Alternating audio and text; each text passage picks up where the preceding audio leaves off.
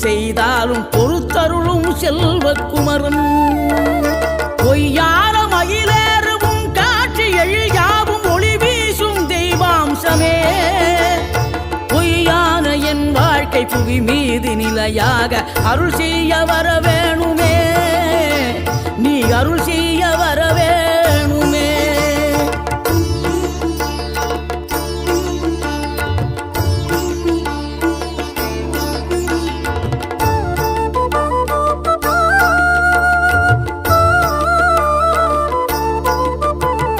இகழ்தலையும் புகழ்தலையும் ஒரு முகமாய் கருதும்படி செவி உரைத்த முத்துக்குமரன்